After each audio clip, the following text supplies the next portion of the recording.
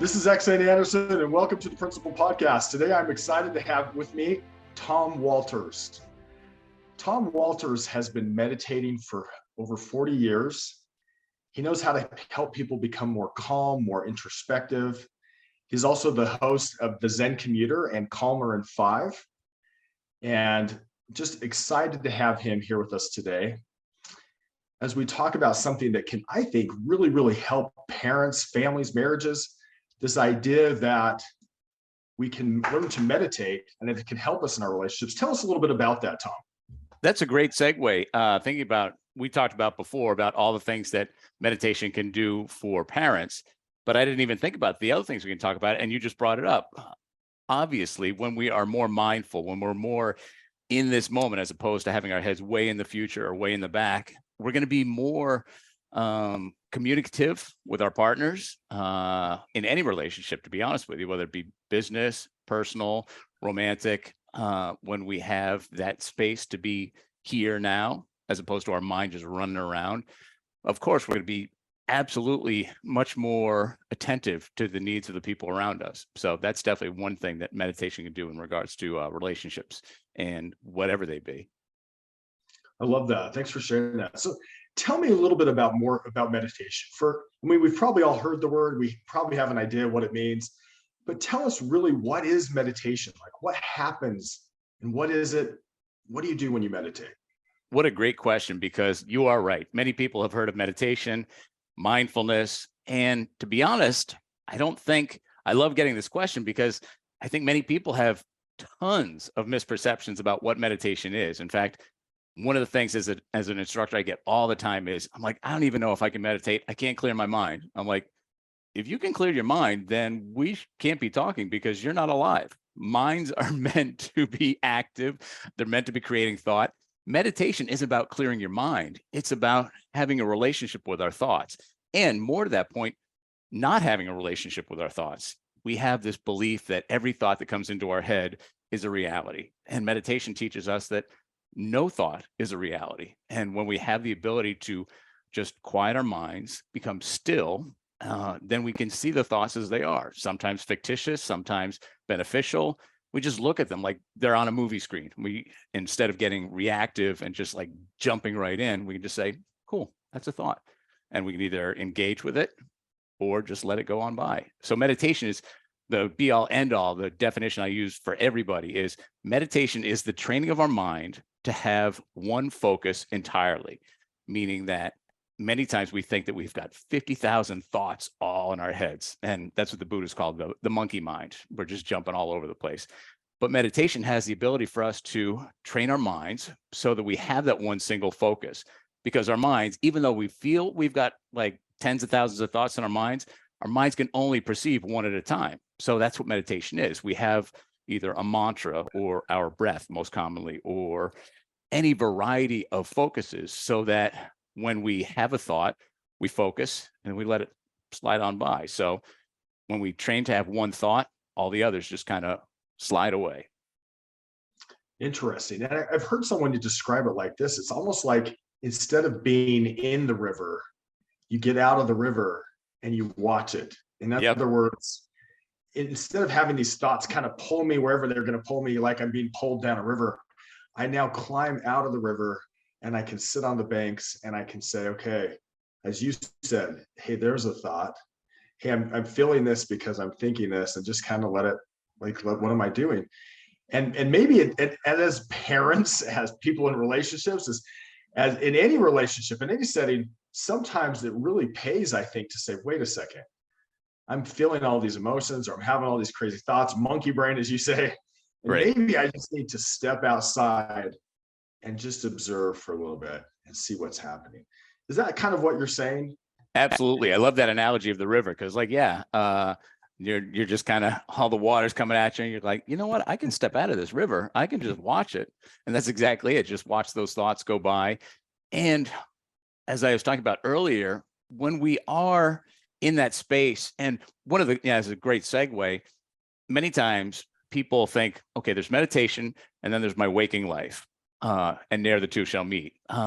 But if we are working towards integration, they should meet. And it used to be the same way. When I started meditating, I hesitate to say, I know I don't hesitate to say 40 years ago, my meditation practice was just that. I'm like, okay, cool. I'm going to sit on my bed. I was 18. My mom taught me how to meditate. I'm going to sit on my bed. I'm going to meditate. And then when I'm done, I'm going to go back to school, work, and just all that stuff. And the two were very separate. And it's been decades since my meditation is now not a separate part of my life. It's an integral part of my life, that my waking days and my meditative days are just wonderfully blended. So I become much more aware of the world around me, much calmer, obviously. So the goal, I shouldn't say the goal, because meditation really doesn't have a goal, but if we have the ability to integrate our meditation into our days, we become much more available for the people around us. We're not scattered. We're not, you're not talking to somebody and you're thinking like, yeah, right. And your mind is going like 12 million ways. And people are just like, is he or she even talking to me? Because I don't even feel they're engaged with me. So that's one of the benefits of meditation, just the melding of that calm space within your day. So you're saying, what I'm hearing you say is, you may be in a crowd of people, you may be with other people. Tell me if I'm hearing this right. And you can still feel that kind of just calm, peaceful, I'm in control. I may even just kind of be observing. And doesn't have to be in a separate silo. It could be this integrated, as you say. Yeah, absolutely. Yeah, that's a great way of putting it. Yeah, because that's one of the hugest benefits of meditation. We think that in regards to calm or happiness, it's outside of who we are. That, especially with happiness, like, oh man, if I get that job, I'll be sitting pretty. If I get that car, that relationship, I can't wait till I'm happy. It's like all those feelings, all those thoughts are here. They're not out there. So our meditation practice helps us get in touch with those. And in regards to calm, you said it perfectly. You could be in the midst of a crowd that is, boisterous and yelling, whether it be joyfully or hatefully, and just be just be at peace and calm, because that's what you bring with you. When you have a meditation practice, wherever you are, that's where calm is. Oh, I love that. There's this thought in psychology about having an internal locus of control or an external locus of control.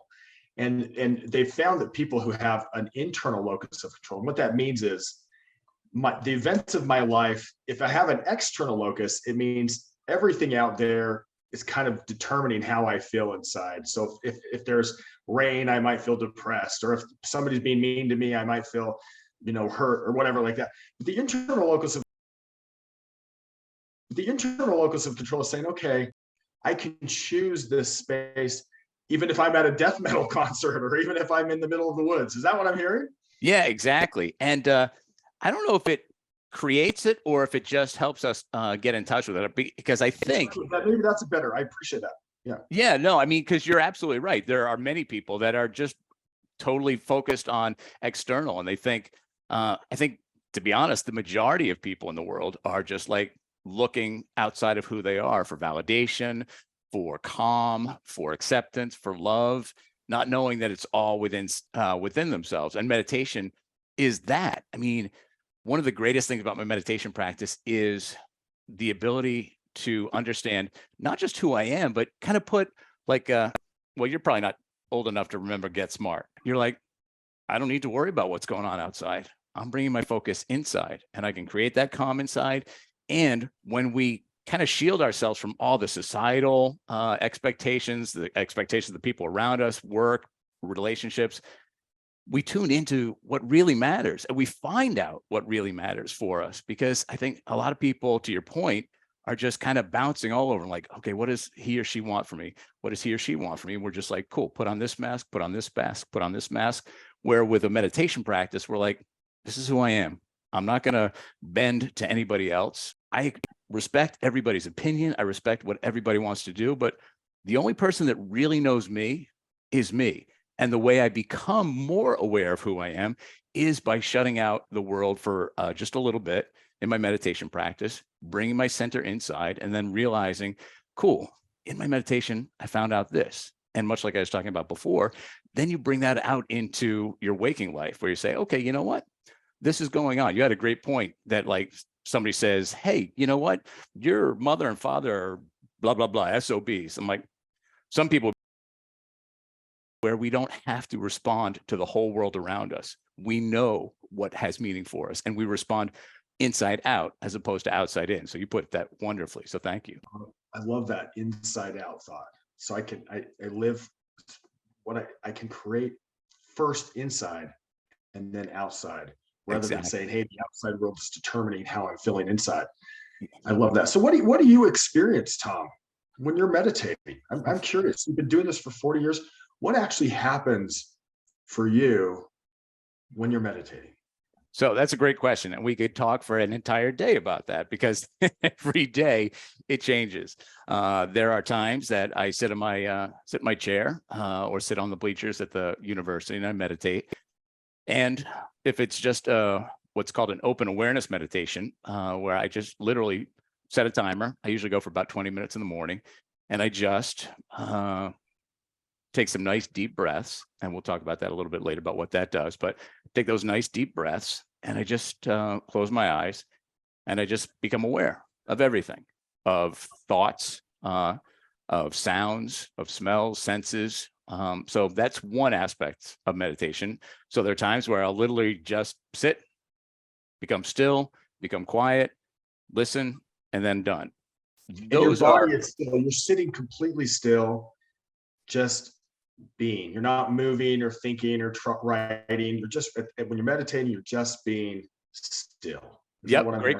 Yeah, that's a great clarification. I appreciate that, because I've been meditating for so long. I'm like, yeah, you just meditate. I'm like, yeah, I've never done it. How do you sit? How do you stand? How do you? So for me, just as a kind of 4-1-1 for posture, feet are going to be on the ground, flat on the flat on the floor, flat on the ground. So they're not going to be outstretched. And my hands are just resting on my thighs, and spine is up. We got a kind of nice kind of arch in our lower back, but we're going to be retentive and relaxed. So to that point, so yeah, I just close my eyes, sitting up straight and relaxed, hands on my hands on my thighs, feet on the floor, and just kind of like this. And you know what? This is the interesting thing. I think in our society, it is so rare for people to just sit still with nothing else. I mean, you might be sitting still. A lot of people sit still and look at their device, their phone, their iPad, the TV, listen to the radio while they're driving. They're relatively still. But I'm talking about where we still our mind, where we literally just sit still. There's no devices, nothing around, and we just are still internally in our mind and with our body. How often do we do that? Now, a lot of us do it when we're sleeping, but I mean, when you're conscious, right? When we're sitting there being still. And you're saying that this practice of just being still with no other distractions, I still my mind, I still my body, has huge payoffs. Oh, it's like in our relationships. It could help in parenting. It could help in our marriages. It could help in any type of relationship where people are interacting with, to just at least maybe once a day or even more or less, quite often be still. Right. Yeah, exactly. And I love it. I don't know if we're going to be video or just audio, but you're absolutely right. I mean, I can feel you totally understanding the total gist of stillness, because it's funny because depending on what time of the year it is, most times in the morning, I'll go out, take a walk to the university. It's up the street, and I just sit in the bleachers, and the sun literally has just hit me in the face. I'll close my eyes. And this one guy that I met, this is probably a couple of years ago, he's like, "You come here every day?" I'm like, "Yeah, I do. I come here to meditate." He's like, "Yeah, I've seen you." He's like, "You are just motionless for 20 minutes at a time, 30 minutes at a time." I'm like, well, that's kind of how my meditation practice is. He's like, "You're so still." He's like, "The first time I saw you, I didn't know if you were okay or not."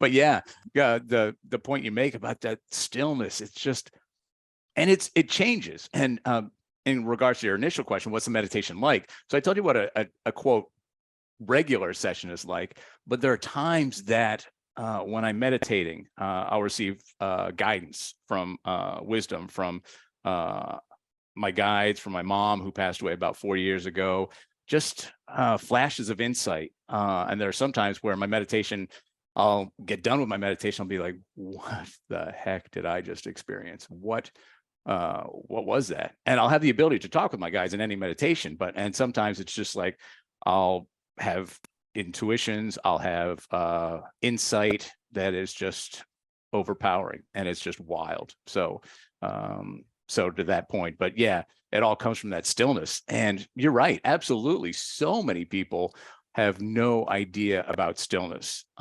They just, in fact, many people alarm come to clock rings, I get up, my cell phone or alarm clock rings, I get up and I get moving, and I've got to get to work, and I've got to do this, and I've got to help the kids, and I got to help my spouse, and I got to get to lunch or whatever it is. And I'm just going. When are we ever just pause? Exactly. And it's funny because so many people come to me and they say, I can't meditate, I can't sit still. I'm like, oh man, that must be a total bummer when you go to the movies or go to church. They're like, what do you mean? I'm like, do you like fidget in your chair when you're watching a movie? They're like, no. Like, when you're at church, you like run up and down the aisles? They're like, no. I'm like, okay, so you can be still. You actually can. Yeah, interesting. Yeah. You can do it. You're just not used to it. Right. And you know what I would say too, for people who say, well, I'm too busy, I don't have enough time. You know, I think about, there was Stephen Covey said something. He said, have you ever seen someone out in the forest? If it's like someone out in the forest who has a saw, and they're saying, I've got all these logs, I've got a saw, and you notice that the saw is dull, and you say, you know, if you take just a little bit of time to sharpen that saw, you'd be able to saw a lot more logs. They say, I don't have time to sharpen the saw, I have to keep sawing. It's the same kind of thing, where sometimes just taking time to sharpen the saw and being still, so you can feel that stillness. You can have moments where you have clear moments of inspiration or wisdom, that thoughts that come to you. You know, I was looking at your site. You're the host of the Zen Commuter. One of the things it says on your sites, you know, when people get the ability to quiet their minds, on your site it says people are able to perform better. They're able to become kinder to each other.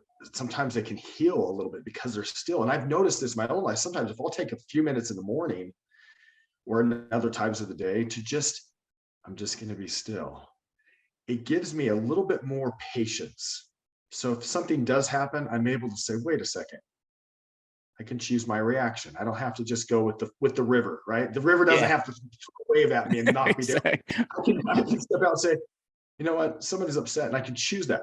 In a marriage, in relationships with troubled teens or children, or when their kids are getting a little out of hand, being still actually helps you be a better parent, a better spouse, a better member of the community, a better business person. All kinds of things you can do by just taking a few minutes to be still. Is that what I'm hearing you say? Because I think that's what I'm hearing you say. That is exactly it. That is exactly it. And that's one of the reasons I meditate first thing in the morning. I mean, anytime you can meditate is a good time to meditate. But to your point, exactly, that's why I meditate first thing in the morning. And it just sets my day up for just, is it going to go flawlessly? No. I mean, I'm human. There are going to be bumps in the road, but because of my meditation practice in the morning, I'm kind of more at a like, okay, cool. That happened. I'm like, well, it kind of stinks, but we got this, as opposed to, oh my God, this stinks. Why is this happening to me? Everything's friggin' going to hell. Right. Step out of the river, watch it go by. Yeah, it's okay. Exactly. So much better on the shore. And it doesn't mean occasionally you can't jump in the river. I mean, you can get back in if you want, but meditation allows you to get out and watch it. And that's a great point, because it was kind of what I was talking about before. When we have that place of stillness, what happens is, and I talk about this a lot, it's like we create a gap. So many times we hear about stimulus response. And if something happens at work or in anywhere in our lives, and it's like not quote optimal, we can just react and just get right into that space. We don't even think. We're just like, oh, this got me angry. And but meditation gives us the ability to create like a gap. So something happens, we don't automatically just jump right into a reaction. We look at it and say, cool, okay, this is happening. How do I want to respond? Do I want to get into the river or not? Do I want to stay on the shore? It allows us that time to kind of broaden that gap, say, how do I want to respond? And respond is the perfect word, because we react many times, and react and respond are obviously not the same word. React is very visceral, where response is very, I wouldn't say conscious, but it's just more planned and more focused and much more calm. I love how you said that, Tom. I love that you said respond versus react. That thought, and I like what you said too. You said the space. Like, so for example, my spouse says that one thing that always bugs me, or my teenager does that one annoying eye roll, or my child comes in and they're being disruptive again, even though I've asked them not to. And the immediate thing is to say, well, because they're being disruptive, or because this event's happening, I'm just going to be mad back, or I'm going to snap, or I'm going to be angry, or I'm going to say something mean, or I'm going to try to put them in their place. But you're saying when you meditate in the morning or other times of the day, you realize that when these events happen, you now have a choice. You have way more choice. You can say, I can respond with kindness. I can listen. I can understand. Or I could be angry if I really want to be. But I have a whole big choice instead of just saying, stimulus, I feed in and I get this certain response. Here's the stimulus. Here's the response. Here's the stimulus. Here's a space. And now I have a lot of different responses that I can choose, and hopefully choose one that's more ideal and more conducive to peace and helping the situation. Yeah, absolutely. I love it when people say, oh, so-and-so just knows how to push my buttons. I'm like, nobody pushes your buttons but you. So Right. so you can choose to respond. It's like, and that's one of the things I talk about too, is like meditation allows us to empower ourselves, to help us have that introspection, to know, how people are going to react. And you put it so wonderfully. It's like, yeah, cool. We've got this, like, it's kind of like time travel in a way. It's like time kind of shifts or morphs. Somebody says something and you're like, kind of like the Matrix, Keanu Reeves just steps back and like, whoa, looking at everything. We've got that space to say, okay, cool. He or she said this. It upset me. But here's the other thing too, is we have all these emotions. We can feel them and not react react to them. We can feel anger and not be angry. You put it greatly when somebody says something. We can look, it's like, cool. I feel my heart racing. I feel my breath becoming labored. And I'm kind of anxious, but I'm like, I don't need to respond with anger. I feel it, but I will not buy into it. I will not buy into that reaction. I choose how to respond. I don't buy into reaction. And the interesting thing is if you don't respond to that anger, the anger, like the river, kind of just flows by and eventually it's gone. I mean, Yeah, but exactly. jump into it and say, well, I'm going to be angry back. A lot of times it exacerbates and makes more anger on the other side. And then you have a bunch more anger than you had at the original part, where it's just like, okay, I'm feeling a little off. I'm feeling a little triggered. I'm feeling this way, but I can let it go and let it just kind of spend itself and go away. Right. Yeah, perfect point, Xing, because you are absolutely right. In many cases, people that don't have that gap, they are maybe looking to push your buttons. And when they don't get that reaction, like, okay, what just happened here? And you're not feeding that anger, that energy. I mean, with just one emotion, obviously. But yeah, if somebody comes at you with anger, if you come back with that anger just grows and the situation becomes contorted and gnarled and not beneficial for anybody. So, and obviously I've had many people in my life that come at me with anger. And when I'm just like, sorry, I'm not going to bite. and they end up scratching their head like, damn. I call it taking my power. I'm like, I'm not going to give you the power to get me cheesed. Not by a long shot. And I love that. I got to tell you something you just brought to mind. I heard somebody tell this story of a wave, this huge wave that hit Hawaii. So there was this wave many decades ago that was a huge wave, a couple waves. I think there was a storm off by Alaska or something that hit this place. And they saw two houses.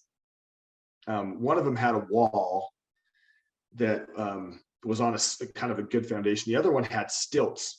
And it was on the stilts. He goes, when this wave hit, the one that was kind of on this firm foundation, the wave hit it, it just blew it up, it destroyed it. But the house that had stilts, what happened is the water just went underneath and it spent itself and then it went back. And it was totally fine. The other one wasn't. And I almost think like meditation, when somebody comes at you with anger, if you can be the house on stilts, rather than like, I got to put up this, you're angry and I'm going to be angry back. You showed me this, I'm going to show you and I'm going to fight, prove my point. And sometimes the best response is a lot of times no response. Just let people absolutely. And the wave is not going to go on forever. It goes up the shore and eventually it's out of energy and it just goes back down. And so that ability to do it, man, what a great thing to learn in a relationship, that, hey, someone's angry, I'm going to let it just flow underneath me. To use a water analogy, right? Like just let it go, because it will spend itself and be gone. Man, this is so powerful.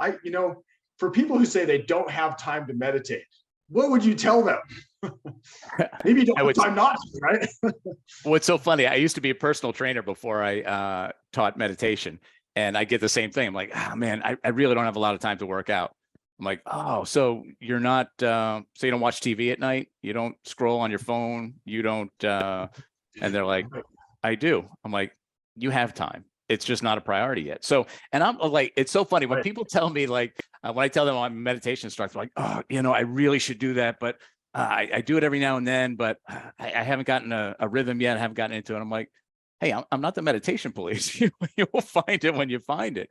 And the things that have meaning for us, we make time for, and the things that don't have meaning for us, we don't. And that's not a judgment. Everybody's got their own path. Everybody's got their own way of doing things. I'm like, they'll find it if they're meant to find it. But to your point, even if you like wake up late, like 2 minutes, I mean, we talked about this off air. Many people have these misperceptions that, okay, I hear meditation is like something that like monks do in the Himalayas, and they meditate for hours at a time. So I guess if that's what you do, I'm like, I can't meditate for 2 hours at a time. I'm like, guess what? I've never meditated for 2 hours at a time. Right. You don't need to, it's not this ancient weird thing that no one can do. You're saying maybe you could do it in 2 minutes. Is that what I'm hearing? Yeah, absolutely. Like we said, I'm an instructor out on Insight Timer, a great app for, that's not a plug. I don't get any kickback for that. It is one of the best meditation apps out there. Sorry, Calms and Headspace, but it's free. What's it called again? Just for the viewers? Yeah, it's called Insight Timer. Insight Timer. Yeah, and I'm an instructor there. And as I was saying before, one of my meditations that's most listened to is a guided meditation that's 4 minutes. I don't even think it's 3 minutes and 58 seconds. And people just have written to me to say, this is exactly what I needed. My day was going to hell in a handbasket. And it was just nice to have 4 minutes to regroup, recenter. And to your point, yeah. So even if you wake up late, it's so much better to meditate for 4 minutes and then get yourself on that space. Does it mean the day's going to go flawless? No. But if you wake up, the alarm goes off, snooze, snooze, snooze, and you're like, damn, I got to get out of here. That whole day is going to be shot. When you wake up in that space of frantic just becomes the tone of the entire day. And from when you have a meditative mindset, or when you wake up and you're like taking 2 minutes, 4 minutes, 20 minutes, whatever it is, you're just so centered. And all the things we've been talking about, all the benefits are just amplified throughout the day. So it doesn't mean the day is going to be perfect, but it's going to be more perfect than if you didn't meditate, because you've just come from a place of stillness and calm, and that's where you're coming from. And that vibe kind of makes its way into your day. So yeah, 2 minutes, 20 minutes, an hour, whatever you got, meditate. Does it have to be in the morning? No. If you got it, time, it really sets the tone for the day. And maybe you could scroll a little less on your phone, right? I mean, that's crazy talk. Exane, that's just crazy. It's not crazy. Like, you can actually set the phone down and say, wait, I've been scrolling on my phone for a few minutes. Why don't I use this to sharpen the saw and to just get clear and to get that thing? I like what you said too about exercise. I mean, here you're saying people don't have time to exercise, but yet they have time to watch TV. They have time to scroll on the phone. They have time to do a lot of things that maybe aren't that productive. And this thought about exercising, gosh, if we exercise, our body has more energy. We can do things better. We have more available resources to us because our body's been trained to produce more energy and is stronger. Whereas same with meditation, if we'll just take a little bit of time to clear our mind, to be still, that inspiration can come, that pause that we need when we do get some of these triggering things come in from the outside world, where we can say, wait, I'm okay. And so this ability to say, I'm going to take time to sharpen my saw and not just have to saw all the time, such an important thing to learn. I'm going to take time to take care of my body. I'm going to take time to exercise, meditate, that kind of thing. Yeah, exactly. It's funny because I teach a variety of people, obviously, but one of my favorite things is to go into a company and they'll find me and they're like, hey, you know what? We really want to help our people become more focused, more attentive, more creative. And that's great because, to your point, creativity, we're all creative. And many times when people think about creative, they're like, oh, I can't draw, I can't paint, I can't sing. I'm like, yeah, can you make a dinner? Can you make a spreadsheet? Can you, change a tire? Everybody's creative. But when we think about work and create, I'm like, oh, I've got this project. I don't know where to start. My mind is all over the place. When we have a meditation practice, it creates that focus, because the very definition of meditation, like I talked about at the beginning of the episode, was that to have one focus and everything else kind of slides by. Same thing where you're at work. If you have that ability to focus via your meditation practice, that skill is transferable to anything. So it's not just on the cushion, like I said, or on your chair. When you go to work, you're like, cool, okay. There are times when your mind's all over the place. Well, just use your meditation practice for this project. Focus on this. Thoughts go, let them go. And you're just, you become more creative, more attentive. And I'll be honest, when I teach people meditation in the workplace, I kind of have an ulterior motive, because not many people have experienced a still mind, have experienced a still body. So they go in and they're like, yeah, I just want to learn how to be focused, creative, and all these things. I'm like, great. And then the wonderful thing is, once they experience that, then when all that's done, they're like, I'm still calm. My mind is open. I'm like, and they experience life. They experience not just in a meditative state, but like, wow, look at that tree. They see the world. And that's one of the greatest things about meditation. Like, we're so far in the future, or so far in the past with regrets or worries in the future, that the world around us becomes almost invisible. I mean, I use this example a lot, many times, people, and I'm not like from a pedestal. It's happened to me back in the day too. And in fact, probably 4 months ago, I'm just driving, my mind's going, I'm like, oh, geez, there's my exit. I almost missed my exit. And other times I have missed my exit. But that's the point I'm trying to make, is the whole world becomes invisible if our minds are in the future, in the past. But with a meditation practice, we're more in this moment. And the things that were invisible just come alive. And the things you don't even notice, like in my morning walks, I like to see birds. Like 30 years ago, I didn't see birds. I'm just like, no, I got to go to work, got to do this, got to do that, got to do that. I mean, I had my meditation practice, but I was still very focused on the day to day. But now just taking a walk, just walking down the street, I'm like, wow, what a day. Look at that tree. 2 months ago, it was bare, and now it's just alive and vibrant. The birds are swimming or flying around. It's just like, God, what a gift life is. What an absolute gift life is. And you're here. I love that. Yeah. Oh, God. What a great gift your mom gave you. Oh. Parent, like, she taught you to meditate. Yeah. How would it be as parents if we could teach our kids to learn that pause between stimulus and response, to learn to be still, instead of set this example, we always got to be hustling. Like, maybe we can just be still. And that's a great point, because it is. And, I thank my mom every morning. Sometimes I'll talk to her in my meditation, sometimes just like, thanks, Mom.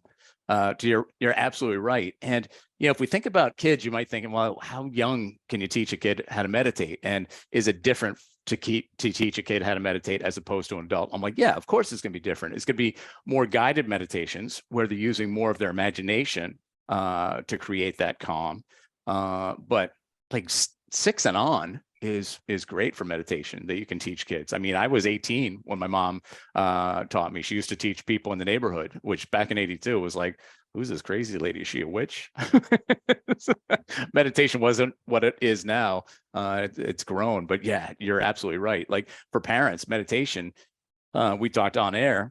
My mom was a meditation. My mom used to meditate, but just like I'll say now, I'm like, there are days where I'm wonderfully still and I walk and I see everything. And there are days I'm human. I'm like, got to do this, got to do that. I'm like, yeah, whatever.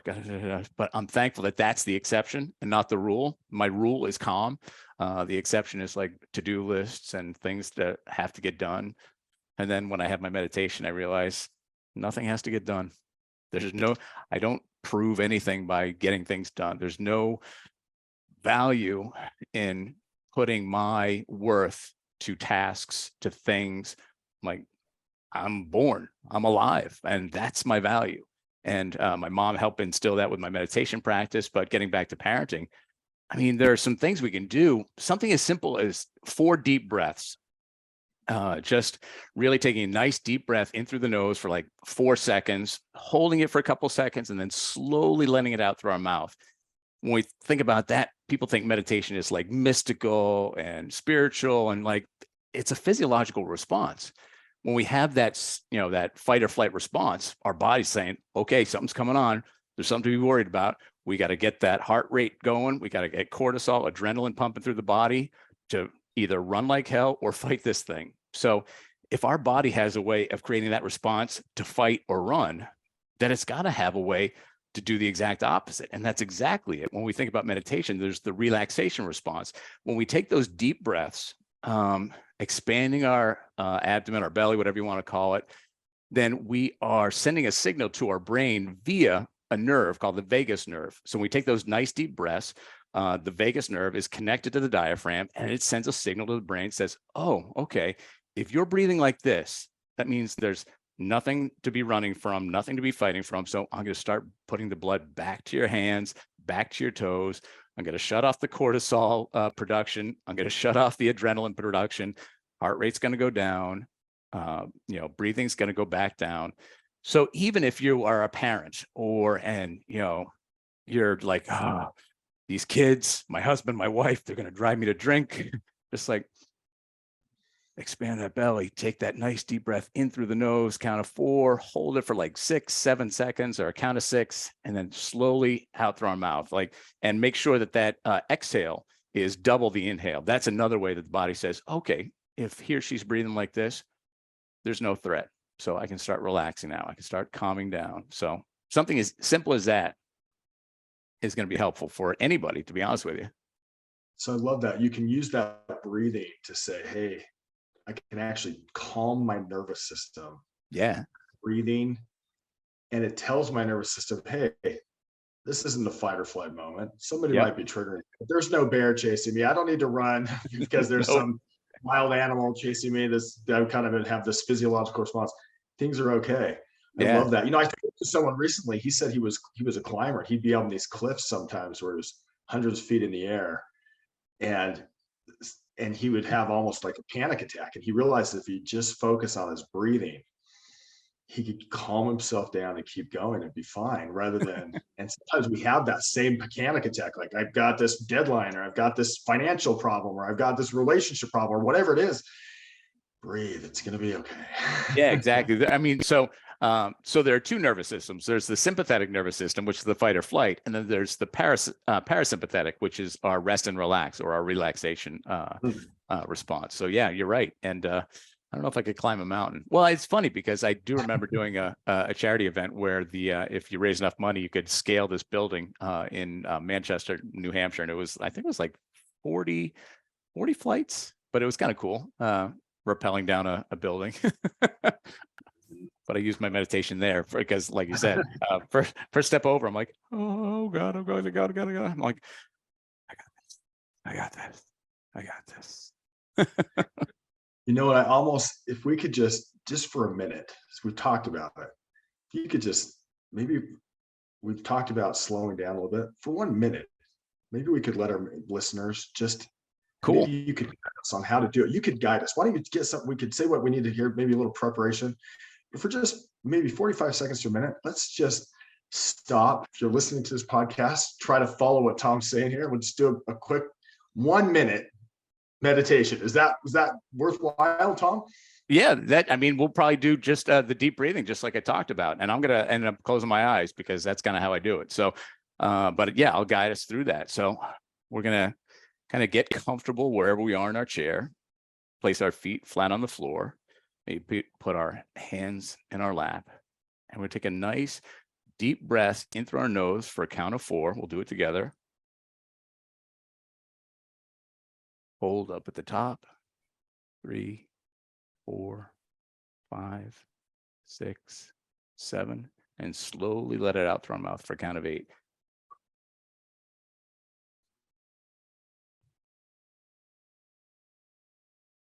Let's do 2 more of those. Take a nice deep breath in through your nose, expanding your belly. Up through our chest. Hold. And slowly let it out through our mouth.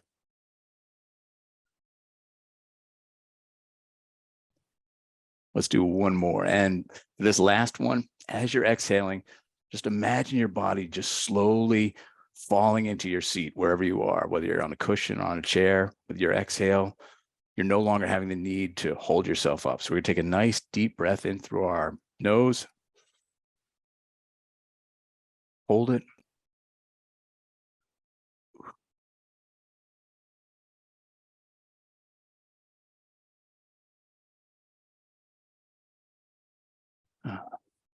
And just for just a couple seconds, if your eyes are closed, that's cool. If they're open, that's fine. Just feel this moment. Feel your body on your chair. Feel your feet connected to the floor. And just bring your attention to the space you're in right now. Are there some things that you hear? Are there smells? Can you feel your clothes on your body? Bring yourself into this moment, relishing this moment, giving thanks for this moment. Let's end with one more nice deep breath. In through the nose. Hold. And slowly let it out.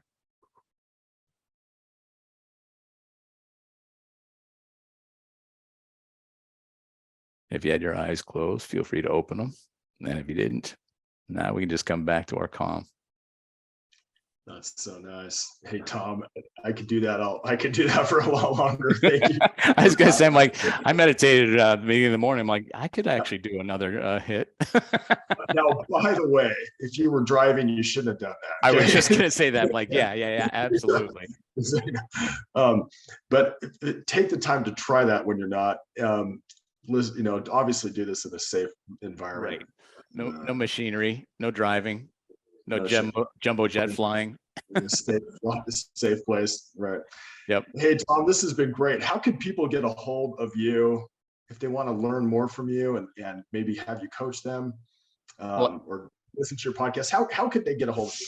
Exane, thank you so much, and thank you for this time. It's been an absolute pleasure. It's obviously it's something I love talking about. It is my passion. If people want to get in touch with me, they can head out to zencommuter.com, ZenCommuter.com.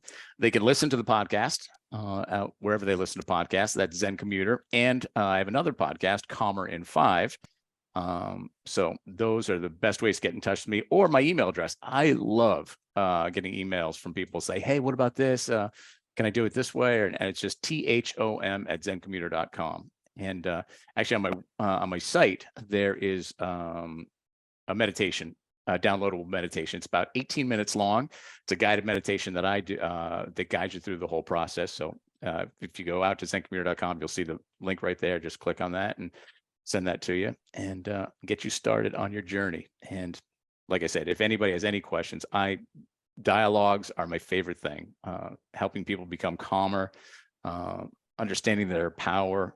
And I mean, that's the big thing as a total as we leave is just we don't realize how many thoughts are coming at us, how many expectations are coming at us all throughout the day. And we kind of hit upon it today, but we have so many expectations coming at us from so many different places. And that's always going to create a level of unrest because those expectations might or might not jive with what we really feel deep in our soul, deep in who we are. And that's the biggest benefit of meditation for me, is just helping me understand how I exist in this world and knowing that I can choose the world that I want to live in. I can create a world that's calm and peaceful. And it's not going to happen every day. There are days that I'm just like, ugh. But like I said, that's the exception, not the rule. With a meditation practice, you create your life. Life doesn't happen to you. You happen to life. And I love that.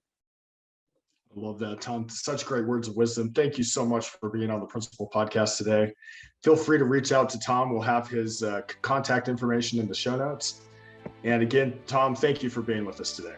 Exane, it has been my absolute pleasure. I look forward for you and I to be talking much more in the future. Thank you, sir.